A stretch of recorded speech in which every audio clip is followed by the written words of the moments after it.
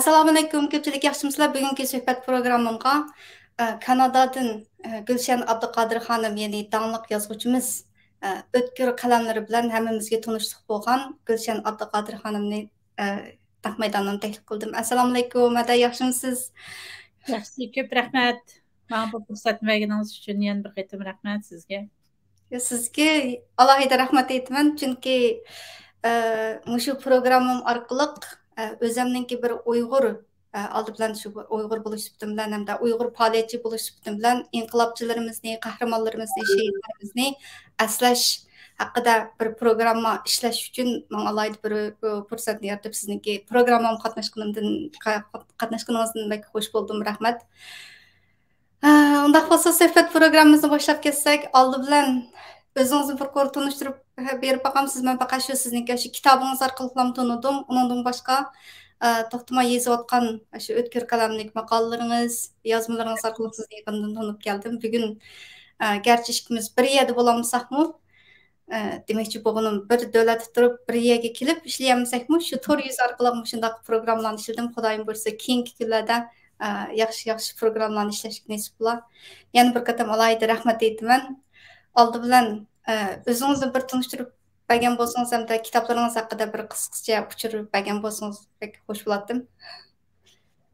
Ko'pdan ko'p rahmat mana bu fursatni berganingiz uchun. Bugun G'o'lja 5 fevral inqilobi yuz berganligining 25 yilligi. Har qatim G'o'lja 5 fevral inqilobi haqida gap bo'lgan vaqtida men intayin xushib ketaman, ham hayajonlanib ketaman. Shu vaqada qahramonlik ko'rsatgan xalqimizni tub yildizidan bir uyg'otgan ham Xitoy ipagan qirg'inchilikqa sabab bo'lgan ham Xitoy qarshi inqiloblari bilan bizga nurg'ulg'an qimmatli mesajlarni bergan har bir qahramon shehidimizni 5 fevral G'o'lja inqilobi qatnashgan har bir yoshlarimizni ularning ortiqchiliklari bilan, kamchiliklari bilan, nemisi bo'lsa shuning bilan biraqlam ilib quchoqlayman ularni. Ularga cho'ng bir qahramonlik medali beraman. Bek tabriklayman ularning harakatlarini. Mushu Allah'ның bana şu 5 fevral G'o'lja inqilobidek mushu cho'ng bir temani yozishga jasorat berganlik uchun Allohga cho'nqur rahmatlarimni aytaman. Aslida meningki o'zimni tanishtirgudek bek cho'ng bir narsam yo'q. Men shu 1967-yili G'o'ljada tug'ilgan, G'o'ljada bir ziyoli oilasida tug'ilgan. Dadam Abduqodir Samar men tug'ilgan yillarda shu Shinjang gezitidan To'xti Qurbonning shaykisi deb To'xti Qurbon degan o akamizni o'lim jazosiga hukm qilgan ekan, o'ngchi yerlik millatchi qalpog'i bilan. Dadamni shu To'xti Qurbon akamiz G'o'ljada dadam 5-o'rta maktabda o'qituvchilik qilayotgan vaqtida shu To'xti Qurbon akamiz yo'tkab olib borganligi uchun shuning bilan dadamni xizmatdan bo'shatib bizni shu G'o'lja Mo'ng'ulkira noyisining Qarso'yisiga susan qilayotgan ekan men 3 yosh vaqtimda. Shu chog'larda dadam bilan onam ikkisininki paranglashgan so'zlardan dadamning butun sabdoshlarini tarimga surgun qilib dadam shu G'o'ljaga surgun qilinib G'o'ljadan G'o'ljaga tushib nim qilgandan keyin G'o'ljadan darhol tez Qarshi tarafga ketibdi ekanda shu opam bilan onam bilan ikkisining so'zlashgan paranglardan dadam to'ldigan tarimga surgun qilmabdi deb oqamdan odam izlab kelib shu Mo'ng'ulkira noyisiga qadar kelibdi. Yelim yaxshi biz mayoqlarga kelib joylashib olgan ekanmiz, bizni topolmay ketib qolibdi degan xabarlarni oldim deydigan. Hamda bizningki bir uchimiz shu otishliq dadamlar. Dadamning dadasi Samarboy o'z vaqtida shu otishdagi dangliq Mata savdogar ekandiq. Buam Samarboyning inisi Rahmatboy Tianjindan shu Mata akab beradi ekan otishga. Dadamning dadasi Samarboy bo'lamiz. o matalarni aşu top taqtat ekan atışның bazardan. Şu mən 2000 qançıncı yılı 1995 yılı atışqı bağa vaqtımda mən buvamnınki izlərigini çıqqan buvamның tarixi haqida nima qilgan vaqtimda shu Tejandagi Tejan boshlang'ich maktabininki qurg'uvchilarining biri deb shu joydagi el jamoat yuqori baho bergan buvamga ham buvamninki eng cho'ng o'g'li Abdurahmon Samar dadamninki eng cho'ng akasi shu Mamtili apandining maktabida o'qib o'qish bittagandan keyin tunji qitim shu Mamtili apandi ochgan maktabda o'qituvchi bo'lib shundoq qilib qolgan ekan. Hamda dadam buvam shu Samarbayninki Abduqodir Domillamning eng yaqin sabdishi ekan. Dadamning va shu Abdurahmon cho'ng dadalarimning so'zlab berishicha Abduqodir Domillam qasdga uchirgan vaqtida buvam shu shunchalik hang-tang qilib bek azoblanib birinchi bo'lib yugurib berib shu Abduqodir Domillamning meyitini beshini qo'lga olgan ham meyitini shunchalik chiroyli uzatgan boshdan oxir turib shunchalik Abduqodir Domillamning yenda turib shu ishlarni qilgan. Kishkantiq shu uchoqda hamda buvamninki ayoli Soporxon cho'ng opamiz muhamildor, Abduqodir Domillamning ayoli muhamildor, shundoq mazgil ekandiq. Shu bilan az vaqt o'tgandan keyin Soporxon cho'ng onamiz dadam Abduqodir bo'shanganda buvam Samarvoy shuna ichi og'riq tortib ketganligi uchun Abduqodir Domillamning o'limiga shu bilan o'g'limning ismini Abduqodir qo'yman, Abduqodir Domillamdek millatning olimi, yo'lboshchisi bo'lsin deb turib dadamning ismini endi Abduqodir qo'ygan ekan. O'ng'ichilik Abduqodir Domillamning ayoli bo'shanibdi. Bo'shangandan keyin u xonimi o'g'lining ismini shu tuyuqsiz qasdga uchirgan Uyg'ur olimi, faylasuf shu Abduqodir Domillamning ismiga Abduqodir deb qo'ygan ekan. Keyingi vaqtlarda G'uljida hamda bu ikki Abduqodir ko'chib chiqqandan keyin G'uljaga ko'chib chiqib G'uljida degan el og'ayni bo'lib yashab o'tdi. Mamtili apandining shu Yavaq turmusida qatl qilingandan keyin tunji qitim yugurib borgan kishi meningki shu buvam Samarboy bilan kim cho'ng dadam Abdurahmon Samar ikkisi bo'lgan ekan. Chunki bir kun burun cho'ng dadam Abdurahmon Samar bilan yana bir tuqqunimizning bolasi shu Mamtili apandining yana bir tuqqunining bolasi bizga tuqqan bo'ldi ekan. Shular Mamtili apandiga bir shiblit olib bergan ekan, qora shiblit. Yavaq turmusdagi hamma odamga o't qo'yayotgandan keyin hamma odam kuyib, so'ngakka olinib ketib, kimning jasadining kim ekanligini bilolmaydigan mushundaq bir vaziyatda shu 2 kun burun Mamtili apandiga olib bergan shiblitning bir puti shiblit ko'ymay puti ammiga kuyib ketgan, shu bir shiblitli ko'ymay qolgan ekan. Shu cho'ng dadam Abdurahmon Samar shu shiblitdan tonib elib kechida shu buvam Samarvoy bilan birga nimeniki Mamtili apandining meyitini shu bir eshak arosiga besib o'g'irliqcha otishga ekilib dafn qilib shundoq qilgan ekan. Bu cho'ng dadam Samarvoy shu chog'da o'lishib ketishning oldida shu Yavaq turmusining tomlariga qon bilan yozgan Mamtili apandining she'rlarini bir xotirasiga ko'chirib elib uyga yondirib kelgan ekan. Undan keyin vaziyat bek jiddiy tutish, oqtirishlar kuchayib ketgandan keyin u she'rni yodlab elib shuning bilan keyin jamiyat vaziyat o'ngshalgandan keyin tunji bo'lib shu Mamtili apandining she'rlarini Yavaq durmustiki tamlağı yazgan şiirlerini cemiyette ilan kılgan kişi şu meniki çoğun dadam Semervay boldu. Memtili Yalqın Rozi hazır nemede Xitay cezalarında turvatgan Yalqın Rozi'nin Memtili Efendi degan kitabının 385 ve 386 betlerinde aşı buam bilen buam Semerbay bilen çoğun dadam Abdurrahman Semer'nin yavaq turmuş biri Memtili Efendi'ni qandaq Memtili Efendi'nin şiirlerini qandaq yatılıp ağallığı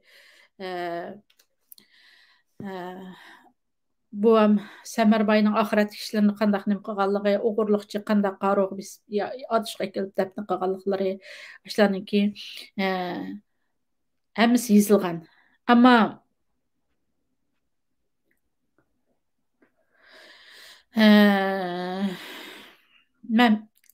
Memtili Efendi'nin ölümünden keyin tuproq beşi şahadat etgan, hür jığılgan buam Semerbay'ın kökrikiga Memtili Efendi qatl qılınıp köp ötmey yavның oqyası kep tekken. 1937 yılı Yang Zheng hükümranlığı taz galcırlaşkan devirde atışның bazarında tutqun qılıngan buam Semerbay'ın hiç qandaq izderigi bolmagan. Bəziler tirik kömüp etilgen ise, bəziler qatl qılıngan dep şuna qaragan. Dadam mı bizge taz hem hikayelan sözlep berip müşü meseleyi kelgen vaqtida bek jim turup alatdy. Belkim etiştin jürk ağırgan boluşu mümkün. Men 2003 yılı Türkiye'ye çıkandan keyin bu hakkında jiq izdireklerini sürüştürüşlerini kıldım. Bazı tuqqanlarımız tirik kömbetken degan şundaq xulasını çıkargan. Muşta bu vaqtida hem men 3-nji avlad Semerbay ailesinin 3-nji avladı bolman. Ben şu 1984 yıldan 89 yılgacha Xitayning atalmış Şinjan Üniversitesininki axbarat kasbini bitirip men aslida adabiyot kasbiga qabul qilingan. Adabiyot kasbiga qabul qilinib bir yil ilqay yuko bu degan Xitoycha o'qiydigan nima tayyorlik sinfini bitirgandan keyin shu vaqtdagi Abdukerim Rahman, Nur Mehmet Zaman degan okalarimiz batdı. Shularning yeniga kirib voy men mushtaq adabiyot axborotchi bo'lg'im bor. Meni shu xabar yozgan vaqtida, axborotchi bo'lgan vaqtida millatga yaxshi xizmat qila oladi ekan deb o'chog'da bizning tunji qaror ichilgan Shinjan universitetida Uyg'ur o'quvchilarni tunji qaror shu axborot kasbiga qabul qilish boshlangan. Shunga men voy yozuvchi shoirlar bekchiq men axborotchi bo'lg'im bor. Axborotchi bo'lgan vaqtida millatga yaxshi xizmat qilgan bo'ldi ekan, xabarlar orqali xalqni uyg'otgan bo'ldi ekan deb shu akalarimizning orqasiga kirib olib axborot kasbiga almashib chiqqan. Ondan keyin shu 89 yili xizmat chiqib ili xalq radio stansiyasiga xizmatga chiqdim. Ondan keyin 5 fevral inqilobi 1997 yili bo'lgandan keyin vaqa yuz bergandan keyin 1998 yili ili viloyatida bir ili viloyatlik televiziya stansiyasi qurish kerak ekan deb o'ylab il viloyatlik atalmış il viloyatlik partikom ili televiziya stansiyasini qurgan vaqtida men shu Xitoycha xabarlar tarjima bo'limiga yetkab kelindim. Shu undan keyin u yerda bir yil ishlagandan keyin Abral etaklarda deb program ochildi. Shu Abral etaklarda maxsus programmasining riyosatchisi bo'ldim. Shunda qilib 2003 yili Türkiye'ye yenip çıktık balalarım bilen ailemiz bilen. Bu jarayonda şu meni ili daryo jurnali Bulaq Abdunumrayın çıkılan Bulaq jurnallarida nurg'ulg'an asarlarim bu adabiy axborot yozuvchiligida men bilan kirdim. Tunji yozgan adabiy axborotim Nurtay Hajim maktabining ahvolini tanishtirish bilan boshlandi. Shunday qilib shu undan boshqa xabar yozib, xabar tarjimalarini qilib, xabarlarimni atalmış bu Abdunumrayın darajalik mamlakat darajalik nimalarda darajalarga erishgan bo'ldi. Shu vatanda shu 89 yıldan 2003 yılgacha ishlabdiman. Ondan keyin 2003 yil Turkiyaga chiqib, Turkiyadan 2005 yil Kanadaga kelib degandek Kanadaga kelganligim mana 10 necha yillar bo'lib ketibdi. Meni bu hayotimda xush qiladigan eng muhim narsalarning birisi mushu jarayonlarda u davlatdan bu davlatga atlash, bu til o'rganish, xizmat tepish, oilaning ishlari, mushundaq yuklar, balki og'ir yuklarni ustimga olgan bo'lsammi, bu jarayonda nurg'unlagan migration stress deydi mush inglizlar. Ashundaq nurg'un stress u bu nimalardan duchor bo'lgan bo'lsammi, lekin hech bir qachon qalamimni tashitib qolmadim. Yeziblam, o'ylablam yezib, jiq narsalarimni o'zimga ishlash qilolmay, yetayotgan, tashlayotgan vaqtlarim bo'ldi. Lekin men oxirida shu yetayotgan narsalarimga pek pishman qilmay, har qanday bir o'yinish, har qanday bir tafakkur bilan chiqqan narsalarning hammasi qimmatli narsa ekan. Qalamning o'zi bir mash'al ekan. Qalamlarning tavrab ketishi, yaning tavrab ketishidek bo'lganlik uchun Xitoy bizga da o'zimizning qalamimizning o'zimizning qo'lida tavrishidan bek ansiraydi ekan. Men bu qalamningki bir mash'al ekanligini, qalamning yalarning tavrab ketishidek shundaq bir millatning butun vujudida bir o'zgarish hosil qilgan fikr, ideya, tushunchalarning qimmatli bir g'aziz ekanligini his qilgan vaqtimda yoshlarimning biriga berib qolganligini tang his qildim. Lekin bo'pti, ish qisi yo'q. Yonilam shu yezib turyapman. Rahmat so'ndim sizga. Ne uchraydi? Gapingizdan ta'sirlandim, biroz gapni qilsam. Oldi bilan menga ta'sir qilgani shu o'zingizniki ota-bovlaringizniki ish izlaridan tortib, shu hammadan bakrak shu turmadagi yezib chiqqan tomlardagi narsalarni Xitoy yozmalarni yo'q qilayotgan chog'da shuni yodga elib elib, keyingi avlodlarga ulashtirgan shu dadalaringizning, bovlaringizniki hikoyalarini anglab o'ylab qoldimda, har bir Uyg'ur bo'lg'uchi o'zimizniki ajdodlarininki qilgan ishlaridan tortib bir yezib qoldirib shuna qilish kerak ekan deb. Bu bir tarafingiz menga alohida ta'sir qildi. Yana birisi, oliy maktabdagi sizniki axborotning kuchining qanchalik kuchli bo'lganligini tunib yetib, boshqa mahkam esilganingiz bo'ldi. Uningdan bakrak ta hozirgacha yillar o'tadi, qalamingizning to'xtab qolmay, tirishchanlik ro'yingiz, esil asarlarni vujudga chiqarganligingiz, ashla ro'yingizdan pek suyundim. Keyingi avlodlarimiz menga o'rganishga tegishlik ajringiz ota-onangiz. Rahmat so'ndim. Shu bek yilqi burunlarda men yaxshi ko'rmatdim shu o'ziniki burunqi ajdod avlodlarini qancha avlodlarni surishti qilib, mundaq o'zini tanishtirgan vaqtida ularni qo'shib tanishtirishlarni bek ortiqcha ish deb o'yladim-chi. Shu qisqalam tanishtirish beratdim, davomli bu qitim sal uzunroq tanishtirish berdim, chunki o'zingizning kim ekanligingizni umdaroq tanishtirib qo'ymasangiz, ba'zi kishilar, masalan, shu Mamtili apandining shu yovoq turmisida o'zining qonlari bilan, dangallar bilan yezib tamlab qoldirgan she'rlarini keyingi kunlarda e'lon qilgan nimalarni tahlil qilish bilan o'zini Mamtili apandi shunos, Mamtili apandining she'rlari shunos deb olganlar. Dal shu Mamtili apandimning she'rlarining tamga yozilgan nusxalarini xotirasi ko'chirib olib,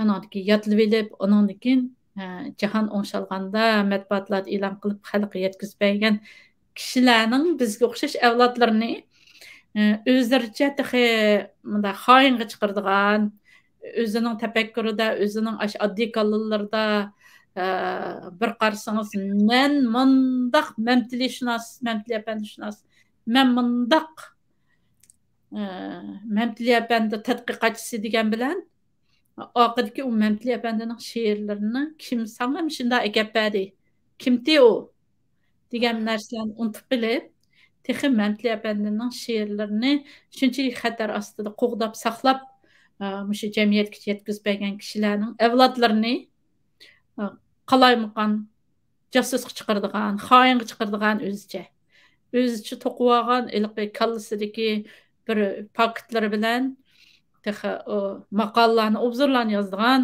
odamlar bor ekan-ku. Shunga men miyada tafsilroq to'xtalib qo'ydim. Yozishga tegishlik, so'zlashga tegishlik, to'g'ri. Suv ichganda quduq qazg'uvchini unutmaslik kerak deydigan gap bor bizda. Hamda men bak ta'sirlandim deb shu bir narsaninki keyingi avlodlarga saqlanib qolishida o'tirdi muhim rol o'ynagan, u rol o'ynash jarayonida butun o'zining hayotiy badaliga shunchalik xatarlarga tavakkul qilib, keyingi avlodlarga shu esil asarlarni yetkazgan shu kishilarimizni hargiz unutib qolmasligimiz kerak. Mana tafsiliy deb berib bagash qildingiz, ko'pdan ko'p rahmat. Hamda 2003 yili vatandan ayrılıb Türkiye'ye kelib, şu davrlardan boshlab mana bu kitobni chiqqan 5 fevral arxivlari degan bu kitobniki vujudga chiqishida qanchalik vaqtlar, qanchalik ajrlar, qanchalik kishilarni ziyorat qilib shu materiallarni to'plaganlaringiz haqida, mush kitob haqida bir ko'ri so'zlashib boqamdik hamda. Shu to'g'riliq so'zlab bergan bo'lsangiz. Bo'ladi. Shu 5 fevral arxivlari men birinchi mundaq ko'rsatdim. Mundaqmi? Ha. Birinci kitap bu kitabın nəşr qılınğan vaxtı İstanbul'daki Teklimekan Nəşriyyatı tərəfindən nəşr qılındı.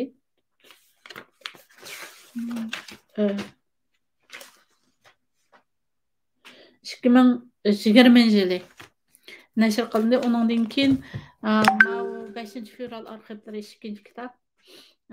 Bu 2021 yılı Kanadada nəşr qılındı. Bunun qalıqı oqadımı turibdi. Mundaq barcode deganlarni elib bu kitab əmdəliqi Kanadanın kütüpxanalarına kirəlaydı.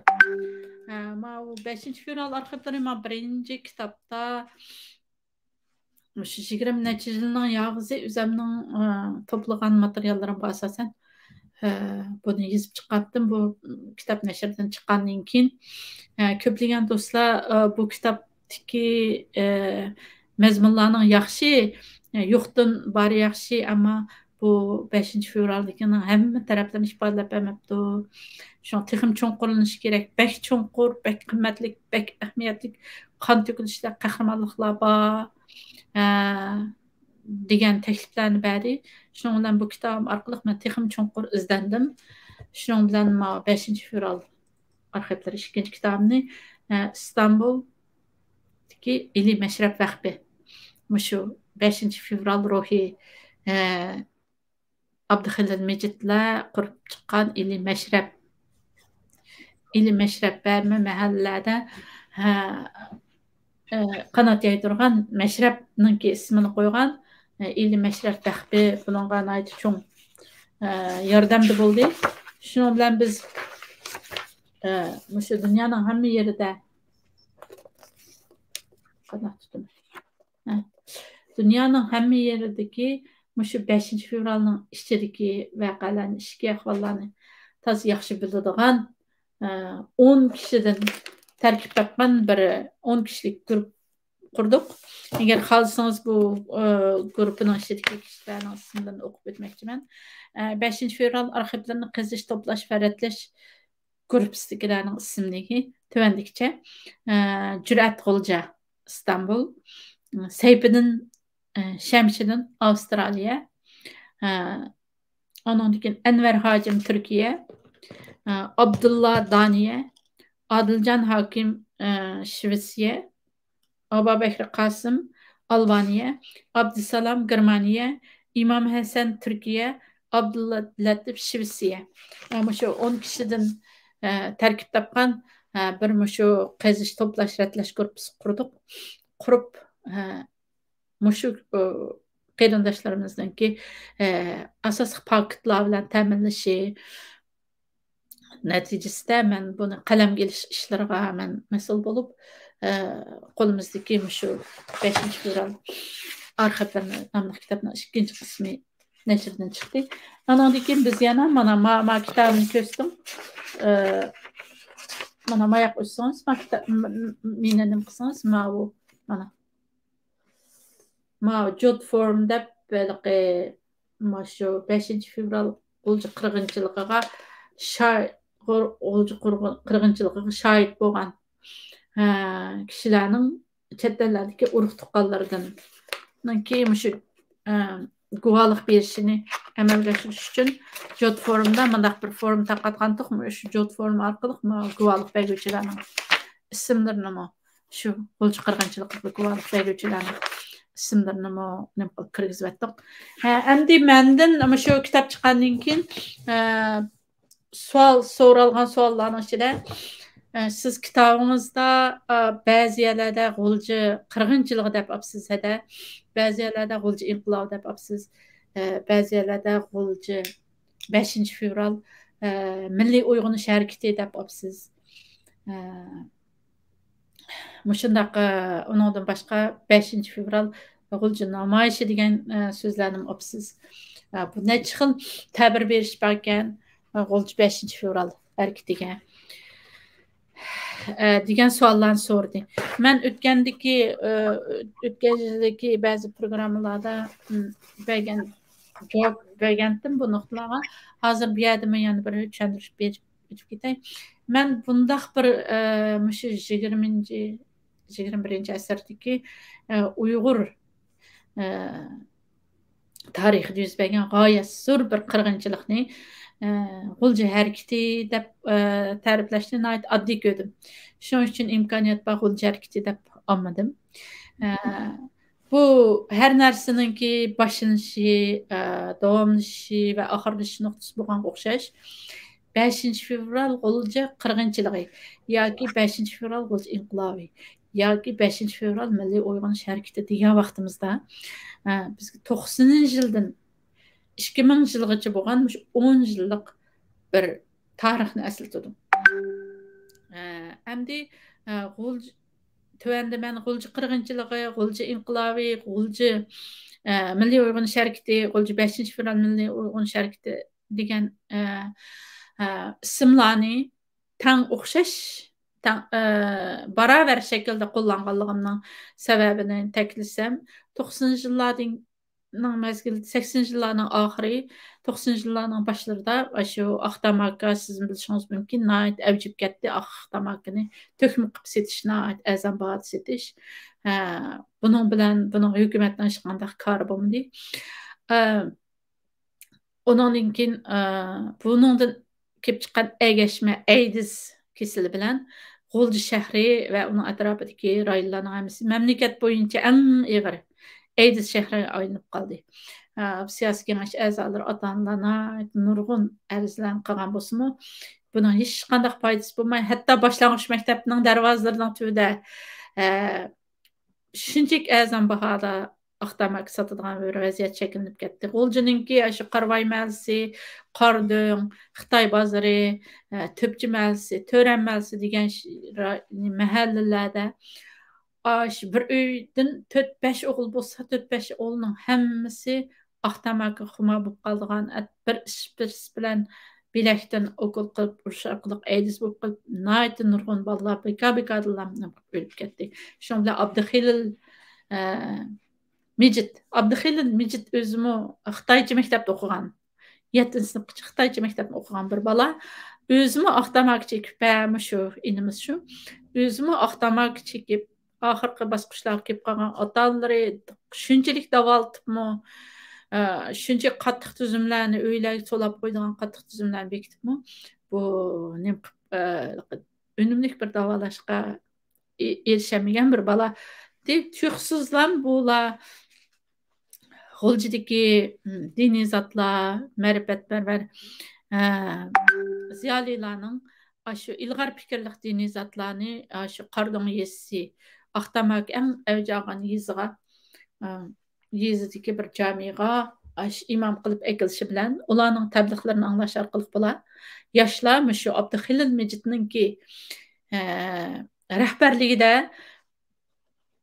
ikki narsaga tayinib o'rnidan dasturish yo'lini tanladi. Birisi ilm mashribi, yana birisi islom dini edi.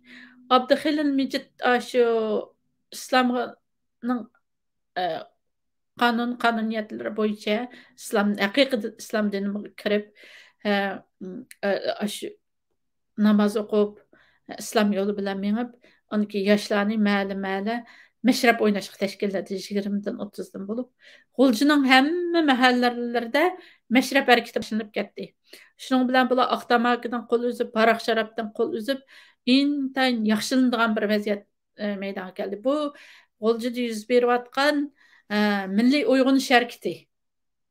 Bu milliy uyg'unish harakati bo'lib, bularning butun mahallalarga mashrab guruhlarini qurib, tuxsiz camilarga berib namoz o'qiydigan yoshlarning ko'payib ketishi, aroq sharob ichmaydigan yoshlarning ko'payib ketishi, Aqtamakiga shuncha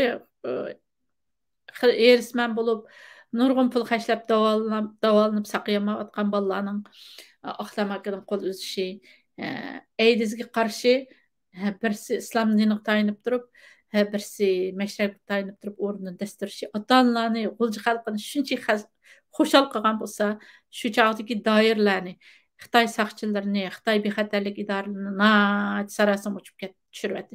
Nima uchun bular bunchalar ittifoqlashib ketdi? Nima uchun bular ma'lumalarda shunchalik nurg'un yoshlarni bir yerga ishg'oladi?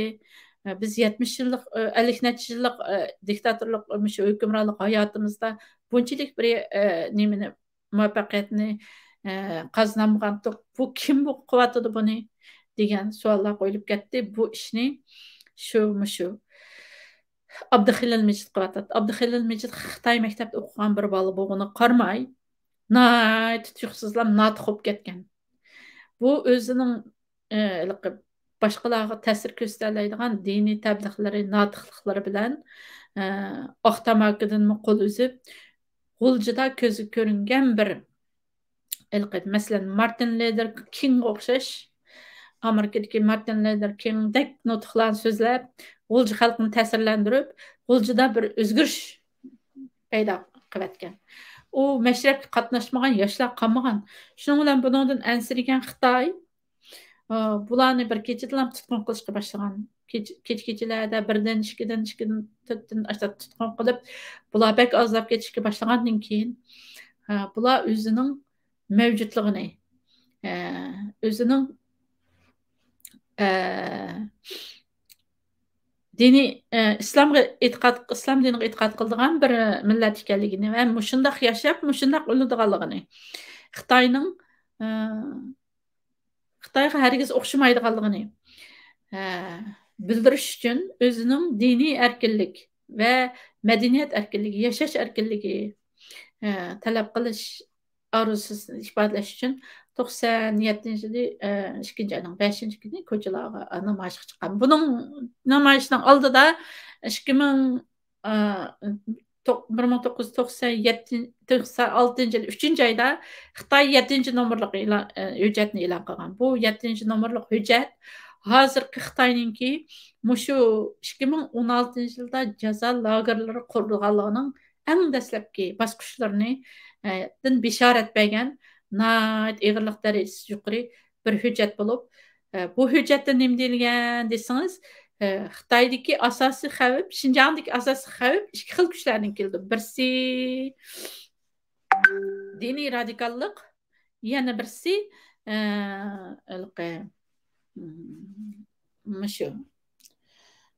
Xitoydagi asosiy xavf, Xinjiangdagi asosiy xavf birinchisi diniy kuchlardan, ikkinchisi qonunsiz diniy faoliyatlardan, yana birisi milliy bo'lgunchilik milliy bilgunchilikdan keldi degan ikki xil nemti. Endi Xitoyda siz o'ylab beqing, qonunsiz qonunliq diniy faoliyat degan bir narsa bormi? Bu dinni kim ip bardı u yerda? Tungallar emas, Xitoylar islom dinida emas, Tungallarga ait az miqdorda sonda asosli bu shahar bu atalmış Şinjanning haqliq egalari Uyg'urlar. Shuning uchun bu yerda qandaqlam diniy faoliyat ip barsa, u qonunsiz diniy faoliyat. Endi milliy bilgunchilikdan keldi. Milliy bilgunchilik degan nima desangiz, Xitoyga o'xshamay qilish. Tilimiz ayrim bo'lish, Xitoycha so'zlamaslik. Hozir mana amalga oshirdi u Xitoycha bütün naqshlarni tatib hammani kiyim-kechakdan tatib Xitoycha kiygizib, naqsh etkizib qilyotdi. Tili Xitoyga o'xshamaslik, kiyim-kechiga Xitoyga o'xshamaslik, do'ppillari, atlaslari bilan alohida bo'lib qilish. Umuman madaniyati jihat Xitoyga o'xshamay qilish. Milliy bo'lgunchilik degan shu endi. Uningdan boshqa Xitoyning da'vat qilgan mushunaqlar qartilgan. Xitoyga o'xshamay qilishning o'zi milliy bo'lgunchilik bo'ldi. Shuning uchun shu hujjatning asos mazmuni shu bo'lg'achqa shu milliy bo'lgunchilik va qonunsiz diniy faoliyat degan shu hujjatning ro'yiga asosan bu bolalarninki shu mashrab o'ynagan bolalarning beshig'i do'ppilarni kiyib, o'zining milliy kiyim-kechaklarini kiyib namoz o'qishi, men kim, biz qandaq bir millatdiq, qandaq imperatorliklarni qurgan millatdiq. Bugungi kelganda nima bo'lib qoldi? Qandaq bir ahvolimiz qanday bo'lib qoldi? Biz shundoq oq chekib, ajiz bo'lib tugab ketadigan bir millatmidiq deb o'ziga o'zi savol qo'yib, o'zini o'zgartirishga, o'zini so'roqqa tortishga boshlagan. Masalan, Yunon faylasufi Sokrat bu qancha ming yillar ilgari o'zini so'roqqa tortmagan millat yashashga arzimaydi degan bir so'zni qilgan. Mush Abduxalil Mejid va 5-fevral qo'lchi inqilobining asosiy sarkilari Sokratga o'xshasak texmi yaxshi bo'ldi. Ular shu o'zini so'roqqa tortgan. Biz kim? Biz qanday qilsak o'rnimizdan tura olamiz degan. Buning bilan 7-nomerlik hujjatning ruhiga bu butunlay qarama-qarshi bir harakatdi. Shuning bilan Xitoy bularni bir kechada birdan-ikkidan tutib mustahkam qilishga boshlagandan keyin bu milliy uyg'onish harakatiningki asosliq gavdilik bir nimasi bo'lgan demokratik Xitoydan o'ziningki shu huquqlarini talab qilish shundoq bir namoyish chiqqan. Namoyish chiqqandan keyin shu lozunka shu G'o'ljininki men To'ramalda tug'ilgan To'ramaliningki qo'rsidagi to'pchamasida Olimjon degan bir bolaning uyida yozilgan. Bu mushu lozunkini yozgan Olimjon ismli bola lozunkini yozganligi uchun 16 yillik kesilgan.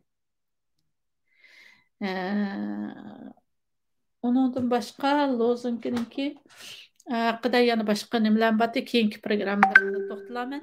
Shuning bilan bu 5-fevral G'o'lji namoyishi shunday yuz bergan. 5-fevral G'o'lji namoyishi yuz bergandan keyin Xitoy texim qaltirlashib, burun yoshirin tutgan bo'lsa, endi ochiq-oshkora o'tirg'i chiqib tutishga boshlagan. Hatto bu namoyishga chiqmaslik haqida G'o'ljidagi har qaysi mashrab gruppalardami ko'p ixtiloflar bo'lgancha, namoyish chiqimizmi, chiqmaymizmi, chiqadigan bo'lsak, bizni bunda qirib yetadi, bir davrga vakillik qilgan Uyg'ur yoshlardan ayrilib qolamiz deb ba'zi mashrab gruppalari bu namoyishga chiqmagan. U namoyish chiqmagan, masalan, Tursun Salay, qahramon Tursun Salay bu namoyishga chiqishni shu Tursun Salay to'qinishning G'o'ljida yuz bergan 4 cho'ng to'qinishningki eng muhim to'qinishlarning biri bo'lgan uchun to'qinishiningki qahramoni Tursun Salay bu namoyishga chiqishni yaxshi ko'rmagan. Bu namoyish chiqib qolsak yaxshi emas, bunda o'tirib chiqish bo'lmaydi deb. Ammo Xitoy 5-fevral G'o'lji namoyish bo'lgandan keyin shu nima namoyish chiqqan mashrab gruppasidagilar bo'lsin, namoyish chiqmagan mashrab gruppasidagilar bo'lsin, hammasini tutqun qildi. Muşu Tursun Sələyini muşu çaq tutqun qıldı. Başqalarının hammasını tutqun qılıb qılğandan keyin bəzi yaşlar voy biz çıxsaqmı, çıxmasaqmı bərabər bizni tutqun qıldı ekan. Onun Xitayning turmusi tayoq yeb, undaq ig'ir tan jazosiga uchrab, o'lib ketgandan bu haq bilan biz etishib, qurolliq kurash qilib, bir amallarni qilib, qurol tepib, qurolliq kurash qilish orqali biz o'zimizning mavjudligimizni dunyoga bildirishimiz kerak degan maqsad bilan shu bilan uydan qochib chiqib partizanlik urush boshlagan. Xitoy askarlari bilan qarshi. Xitoy askarlariga qarshi partizanlik urushlarini qilib, Xitoyning qurollarini o'ljaylab, uningdan keyin o'zlari bir yerlardan bir amallarni qilib, qurollarni kirgizib degandek, mushundoq ishlar bilan Xitoy askarlari bilan yana kelib qarang, singlim, mushu jarayonda birmi Xitoy fuqarosiga ziyon zahmat yetkazmagan Uyg'urlar mushinchilik darajada esl millat bu Xitoylar degan o'choqlarda qutirab 16 yoshlik 13 yoshlik bolalarni oy ma'nodan gumon qilyapmiz, ma'no uyida bir qo'nganda qildi, aqay shaqay deb soqchilar chiqib shunda qilmagan razilliklarni qilib ketdi. Agar Sharq Turkiston mustaqil bo'lsa, oshlarning avlodlari bizga qanday yuz keldiki, uqmaymiz. Hamda shundoq bo'lib ketgan taqdirda bir Xitoy fuqarosiga chiqilmagan. Faqatla bizningki nishonimiz Xitoy askarlari deb Xitoy askarlari bilan partizanlik urushlarini olib borgan. Shu sababdan men 5-fevral g'ulji inqilobini inqilob deb atashimninki sababi shu. 5-fevral Milliy Uyg'unish harakati, 5-fevral g'ulji namoyishi, 5-fevral g'ulji inqilob yuz bergandan keyin Xitoy keng ko'lamli g'uljining sharqidagi 5 nahiyaga bir shaharga qaratgan Nilqa, Qo'rg'os, Tekes, Kunas g'ulji nahiyasi sharq 5 nahiya g'ulji ichida aytib bir qor tutqunni boshladi. Turmalarda o'lib ketgan odamlarning mendan savol so'rganlarni ichida 5-fevral g'ulji inqilobida qancha odam o'lgandi deb so'radi. Men o'zimning farzimda 10 mingdan oshindi deb o'ylayman, lekin kitobimga kirgizmadim. Chunki bu undaq bir sonliq ma'lumotni men kitobimga kirgizib qo'yib, keyin vatan mustaqil bo'lganda ipagan rays nashlar natijasida uningdan jiq chiqib qolsa, u chog'da men xalqimning oldida bir gunoh o'tkazib qo'ygan bo'ldi ekanman. Shuning uchun uni kelajakka qo'yib qo'ydim. Demakki, g'ulji 5-fevral arxivlari nomli ikkinchi kitobim, birinchi kitobimda men bu kitobni g'ulji 5-fevral uyg'unish harakati, g'ulji 5-fevral namoyishi, g'ulji 5-fevral partizanlik harakati, g'ulji 5-fevral qirg'inchiligi deb ilishimning sababi shu. Nihoyat dahshatli qirg'inchiliklar bo'lib ketdi. Shuning uchun men birinchi kitobimni yozib, qalbimni shuna tutib, birinchi jumlam 5-fevral g'ulji inqilobi haqida bilmaydiganlarimiz, bildiganlarimizdan chiq. Behchiq narsalarni bilmaymiz biz. Bu kitoblarni bundaq kitobdan 10-20 yozilishi kerak aslida. Bu faqatla chet elga sog'-salomat qochib chiqa olgan kishilarningki guvohlik berishi bilan mush ikki kitobni yozib chiqdik. Lekin bu yana buni yozilishi kerak deb o'ylayman sizlar.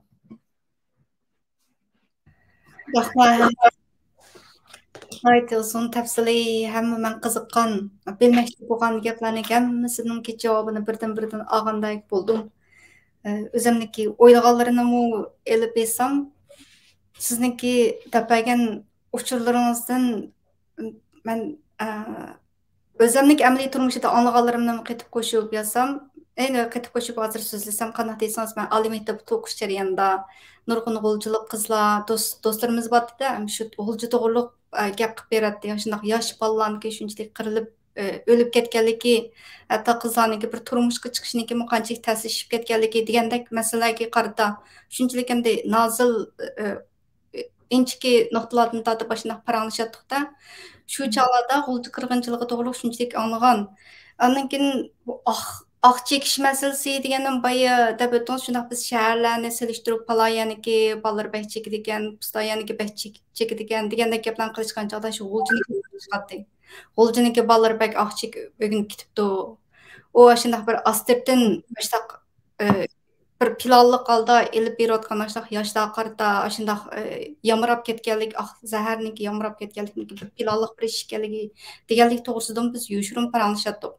Hatta paranglashgan chog'larda mo'y to'rt tomniki quliqi bor, tomning quliqi bor qarab gap qilaylik deb boshqa deyishib turib, shu to'g'riliq gap qilardik. Endi shu zaharniki yamrab ketishi bilan anandikin boya bir qahramonimiz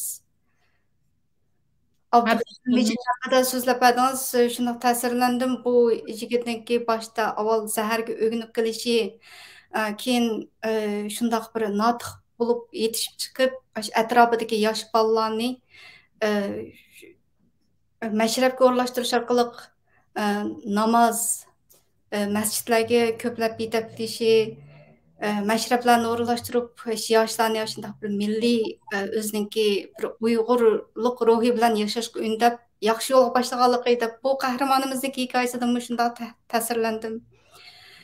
Uningdimi bakrak ta'sirlanganim nima desangiz, biz chet el muhojiratda bir necha odamni bir yerga keltirib, bir guruh tuzib, bir ishni vujudga chiqarish intayin bir cho'ng ish ekan buchu. Sizniki shu qahramonlarimizniki vatandan chiqqan urug' tuqqanlarini yig'ib, shulardan uchur to'plab, shunchalar ko'p shohidlarning ismlari, tuqqanlarining ismlari, guvohliklari shularni yozib chiqibsiz. Shu ro'yingizda men bek ta'sirlandim. Bek esil bir asariyat maydonga vujudga chiqibdi. Men bek xush bo'ldim. Ko'pdan ko'p rahmat. Bu qilish kishimiz bizning bu qilish tegishlik muqaddas burchimiz. Chunki bu inqilobda nurg'un odam kishilar jonlarini, mollarini qurbon qildi. Nurg'un qirg'inchilik, buning azob uqubatlari, buning ruhiy ipkagan ruhiy zidillari shunchalik ig'ir. Faqatla biz Xitoydagi o'xshash diktator, shundoq zo'miyat davlatlar qandaq sharoitda tarixni qayta takrorlayolmaydi desangiz, faqat tarixni biz yozib qoldirgan vaqtimizda, kitob qilib yozib qoldira olgan vaqtimizda, o'zimizning qalami o'zimizning qo'lda tabrigan vaqtida, o'zimizning erkin nashriyotimiz bo'lgan vaqtida tarixlarni qattiq takrorlayolmaydi. Kelajakda Xitoy shu tarixni yana takrorlayman degan vaqtida mushundaq kitoblar, yozilayotgan asarlar, qalamning tavrishi bilan vujudga chiqqan maqolalar orqali kelajak avlodlarimiz cho'qim Xitoyning yoqasidan siqib turib, sen qancha qitim bizni qirg'inchilik ifodang, sen qanchilg'a odamlarimizni sen yo'q qilding. Sen paketlarni, uning ichidagi odamlarni yo'q qilib, paketlarni yo'q qilayotganing bilan chet elga chiqib ketganlar unda qilamagan. Mana bu kitoblarimiz, paketlarimiz bilan deb sening yoqangga isilmiz deb yoqasiga isildi. Xitoy mangu bexatar rayon barpo qilaman degan tushuni amalga oshirolmaydi. Faqat kitoblar yozilganda, qalamlar tavranmaganda, u tarixlar shu bit qolganda, masalan, men bo'g'larimning, dadalarimning davrlarini so'zlab berdim. Bu yovoq durumlari, Yangzhangning qirg'inchiliklari, shu chog'dagi boylarni tutqun qilish. Hozir aynısını Xitoy 2016-yildan keyin aynısını takrorlayapti shu tarixni. Biz shu tarixlarni bilib tursaqmi, yana vatanning ichida bu tarixlar haqida yozilgan nimalar toz yetarli bo'lmaganligi uchun yana bu qopqiniga tushib ketdik nurg'unlarimiz. Shuning uchun bu bizning qilish tegishli burchimiz deb o'ylayman. Singlim Abdulmejid ana o'ylab beqing. Bir mo'jiza yuz bergandeklan bo'lgan. Masalan, Abdulmejid Xitoy maktabida o'qigan, Uyg'urcha gapni tuzakmi qilolmaydigan bir bolam shu. Undan keyin ishkirlarda, Guangzhou, Shanxaylarda tijorat qilib, o'shalardan Xitoyning Guangzhou, Shanxay, Guangzhouning bir yezilaridan mototsikllarni, raxchiliklarni qilib Guangzhouga kelib, shunday qilib Guangzhoudan G'uljiga kelib tijorat qilib yurgan bola.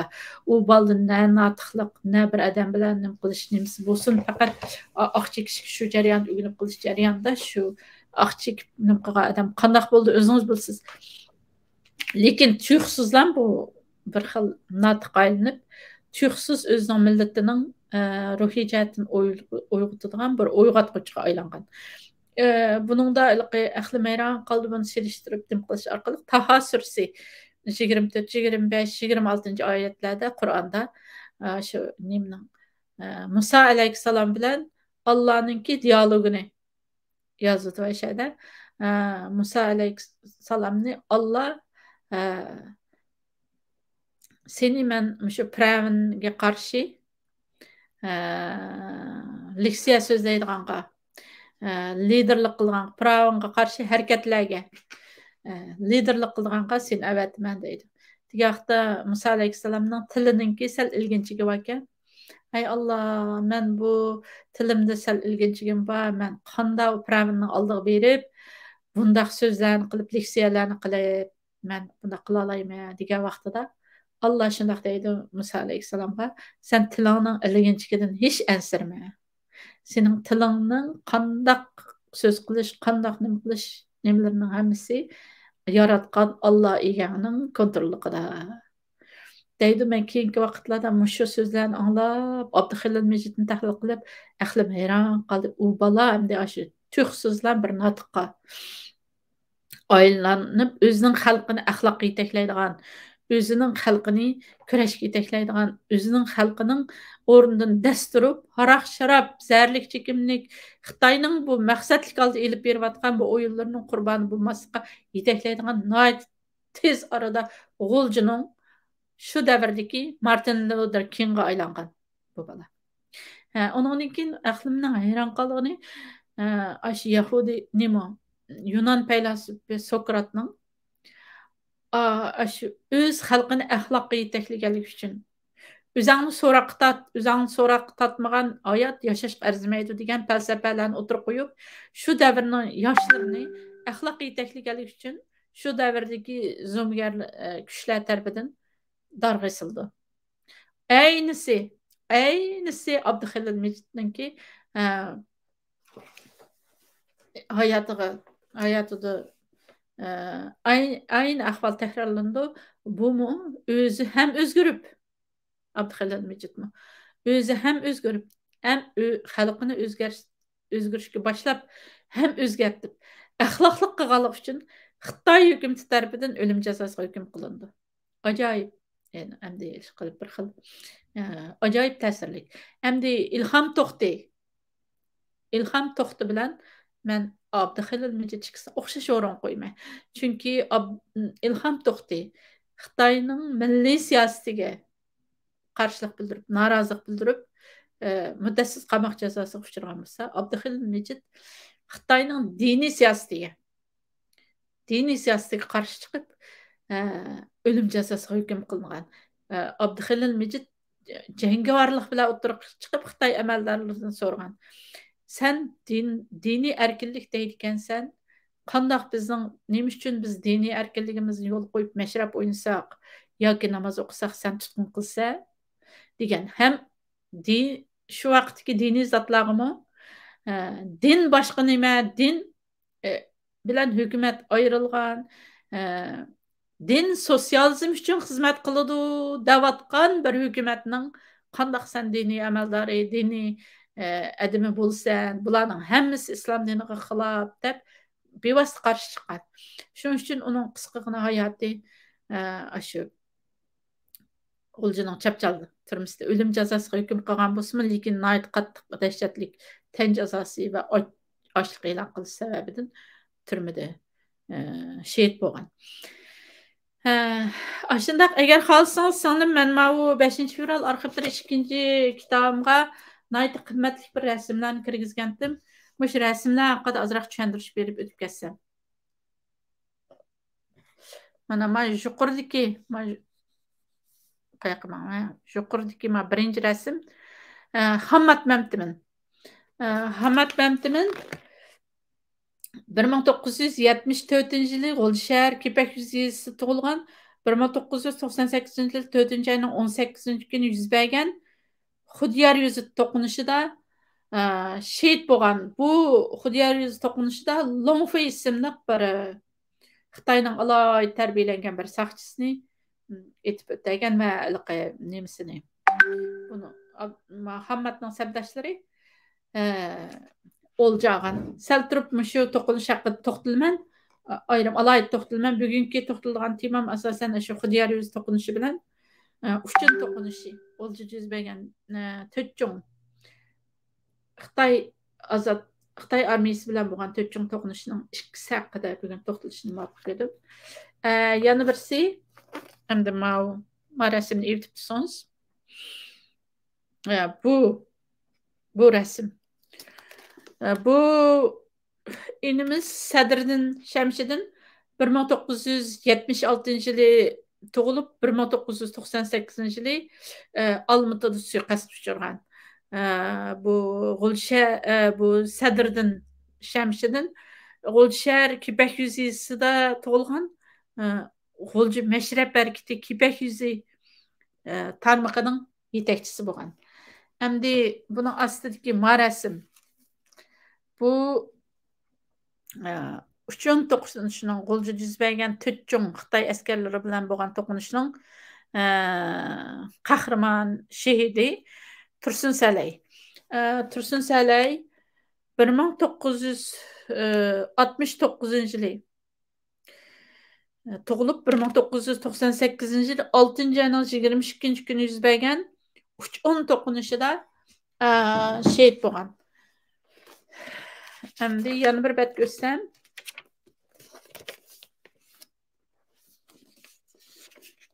Resim. Mal. Sal taz iniq görünmeydiken susraq bu qaptı. Bu inimiz Abdurazaq Şamşidin. 1970 yılı G'ulshar Kipak yuzisida tug'ilgan 5 fevral kurashchisi. Hozir Urumchi Bajaq o'tirmizda. Endi şu 5 fevral namoyishga chiqqan. Şu bolalar mana 5 fevral namoyishga chiqqanligi uchunlar muddatsiz qamoq jazosiga bu Abdurazaq Şamşidin aslida o'lim jazosi hukm qilinib Xitoy hukumati tomonidan keyin muddatsizga tushirilgan. 5 fevral G'ulji namoyishiga chiqqanligi uchunlar gunohsiz shu. Hozirgacha turmada yetyapti muddatsiz kesillik. Hazır şu Urumchi Bajaq o'tirmizda. Ondan keyin men alayda 5 fevral G'ulji inqilobining tavarigi sifatida chet ellarda birdan-bir saqlanib qolgan shu G'ulji 5 fevral namoyishida yoshlar ko'tarib chiqqan lozunka, shu lozunkaning rasmi. Bu lozunka shu terjemasidagi Olimjon degan bolaning uyida yozilgan La ilaha illalloh Muhammadun Rasulullah degan oyatni ko'tarib chiqqan. Mushu viviskini ko'tarib chiqqanligi uchun, mushu viviskini yozganligi uchun Olimjon ismli inimiz 16 yil Xitoy tilida yetib chiqqan. Nimaga ichinishliqa? Ma'u yuqorida biz tilga ilib o'tgan Abduxelil Mejid. Bu Abduxelil Mejid G'ulshar Bayanda yezida 1968 yil tug'ilgan. G'ulji Mashrab harakati 5 fevral namoyishi va hozirgi zamon milliy uyg'onish harakatining yetakchisi. Chapchal suv turmisida tayoq zarbisidan shahid bo'lgan. Undan keyin astidagi taz aniq ko'rinadi. Ikki akufka. Bu ikki akufka Abdusalam Şamşidin ve Abdusalam Şamşidin ve Abdusattar Şamşidin akufka. Bu 5 fevral jangchisi Abdusalam hozir Urumchi Bajaq o'tirmizda. Muddatsiz kesilgan shu namoyishga chiqmagan bu Abdusalam. Namoyish kuni yo'q. Lekin mashrab o'ynaganligi uchun, mashrab harakatiga qatnashganligi uchun muddatsiz kesilgan. Uning yendiki inisi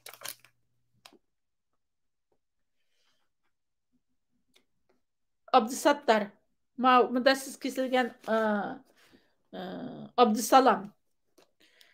Yendikisi Abdusattar inisi bu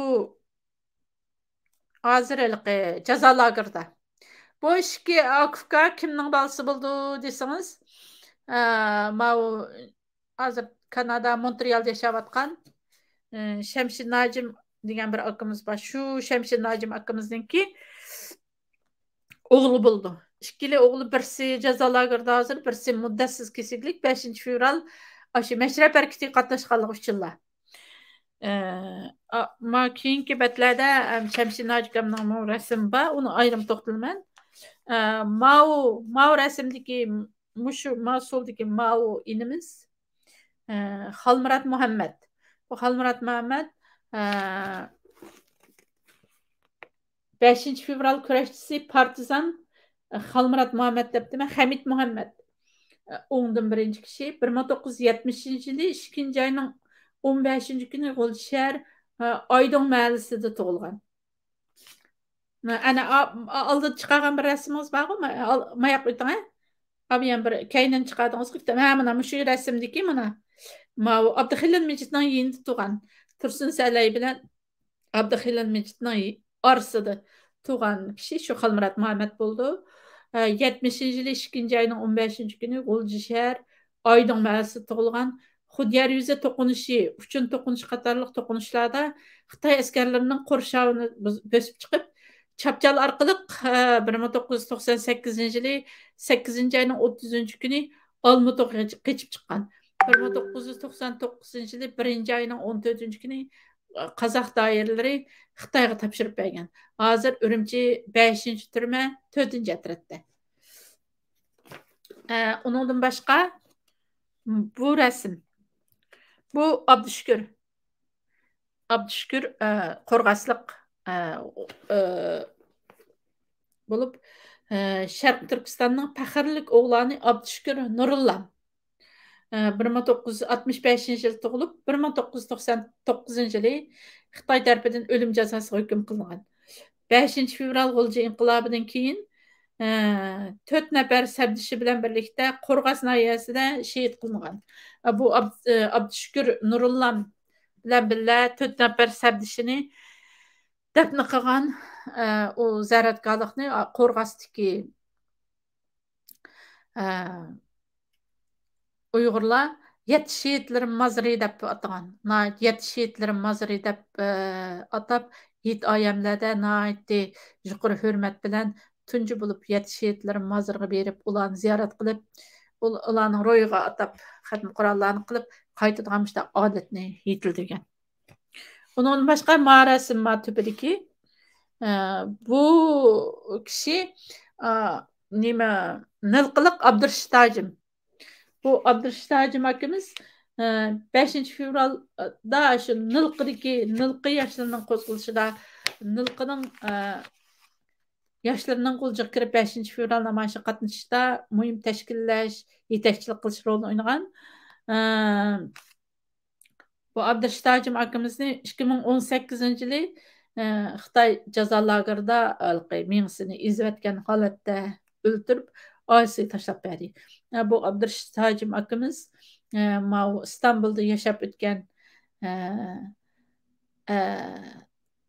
Aşı Memtili Efendi aşqan Atuşdaki Memtili Efendi məktəbinin ən axırqı dövrlük oxucularının birisi bolğan vafat bo'lib ketdi. O akamiz bir ömür vatan millat uchun xizmat qilib o'tgan Salay Hacim degan cho'nglarimiz jamoat arbobi akamizniki o'g'li bo'ldi. Endi mau rasmga kelsak, bunun astidagi rasm ma tarafdagi kishi hozir Montrealda yashayotgan Shamshiddin Ajim akamiz abiyam yuqorida biz tilga ilib o'tib ketgan Abdusalom va Abdusattar degan ikki 5 fevral kurashchisiniki u dadisi bo'ldi. Ma tarafdagi kishi bu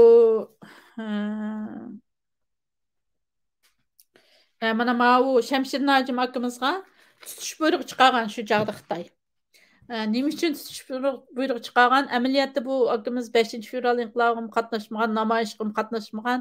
5 fevral vaqtida G'uljidimi yo'q, haramga, Umraga ketgan. Ashundaq turug'liq tutish buyrug'i chiqargan bu akamizga. Biz buningdan Xitoyninki qanchalik razil qanchalik g'aljirlashganligini ko'rib olaymiz. Nima uchun tutish buyrug'i chiqarganliklarini ikkinchi kitobimda tafsiliy to'xtaldim. Faqatlam 30 nafar bir yoshni o'g'ilji Baytulloh masjidda tarbiyalaganligi uchun qancha yillar avval bu 30 nafar yoshninki 30 marvoyatdek hamma yerga tarilib o'ljida oq chekkan, aroq sharob ichgan, ayz bo'lib qolgan yoshlarning orasiga cho'kib, ularga ideviy xizmat ishlab tabliq qilib islomdan ta'limot berganligi uchunlar mushularni yetishtirgan adamlardan tortib serib sipab bularga dars bergandan tortib hatto shu maktabniki buğaltırlığını qilgan, tamog'ini atgan, hatto sinflarni remont qilish ishlariga qatnashganlarning hammasiga tutish buyrug'i chiqargan. Shu chaqda bu Shamshid Najim akamiz haramda bo'lib, haramdan Turkiyaga kelib, Turkiyadan Kanadaga kelgan. Bu akamiz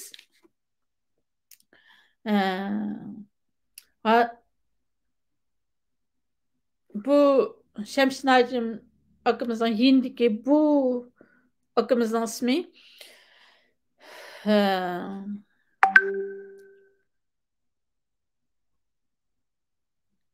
bu akamızın ismi Şemşidin bulup Şemsiddin Xalpam Avustraliyada yaşap 2017 yılı Avustraliyada vafot bo'lgan.